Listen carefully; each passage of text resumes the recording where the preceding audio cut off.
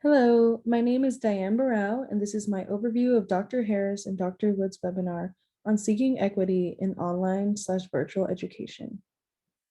First off, what is equity? In education, equity is the provision of personalized resources needed for all individuals to reach common goals. In other words, the goals and expectations are the same for all students, but the supports needed to achieve those goals depends on the student's individual needs. In the webinar, they explain that equity refers to a heightened focus on groups experiencing disproportionate impact in order to remediate disparities in their experiences and outcomes. Groups that consistently experience disproportionate impact include students of color, former foster youth, those experiencing food and housing insecurities, students with disabilities, and students formerly incarcerated.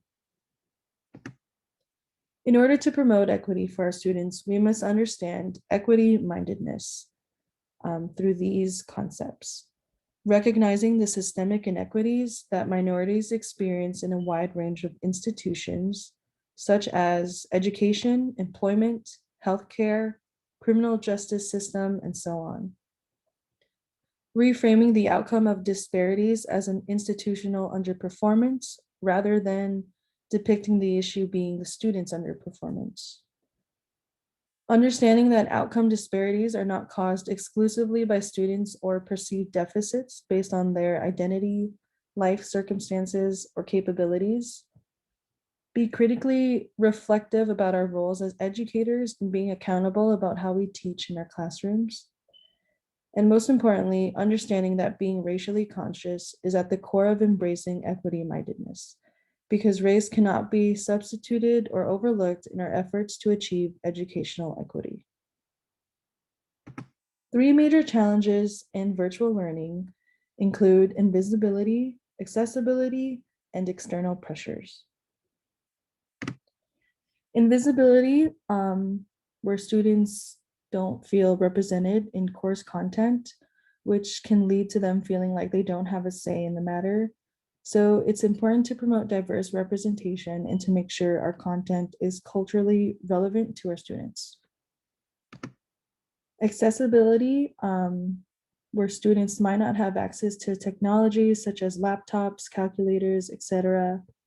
They might have access to computers at the library, but if the library is closed, then that closes that door. The lack of assistive technology for students with disabilities. So just making sure that we are creating a space where students have access to these materials that they need for their education.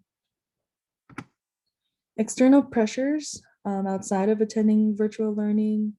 They may be working in negative conditions, responsibilities within the family structure, life challenges, and enduring a global pandemic, which has shown us the impact it took on the mental state of many students.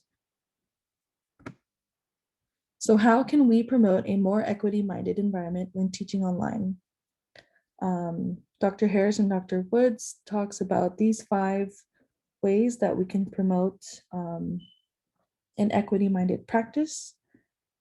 The first is being intrusive. So engaging with students without waiting for them to reach out to us and making sure that no one is left behind.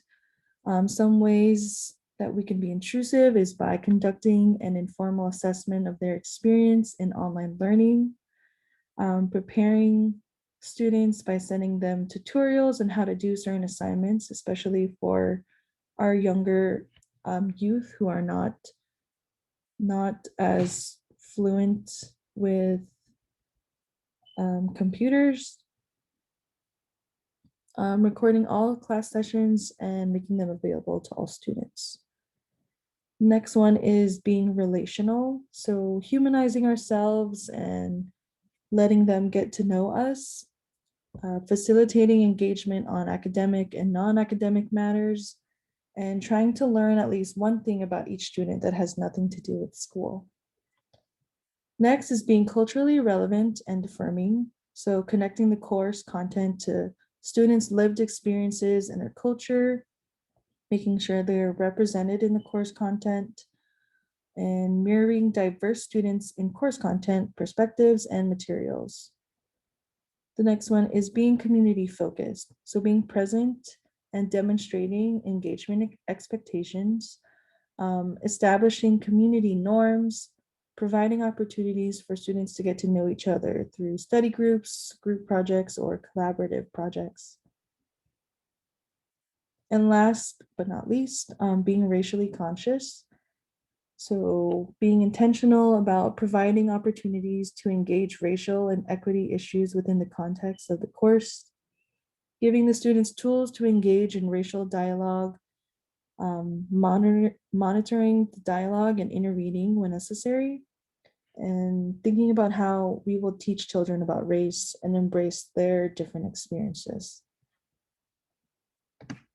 So to conclude, an equity-minded approach to virtual learning can set a positive learning environment for students and their educational experience.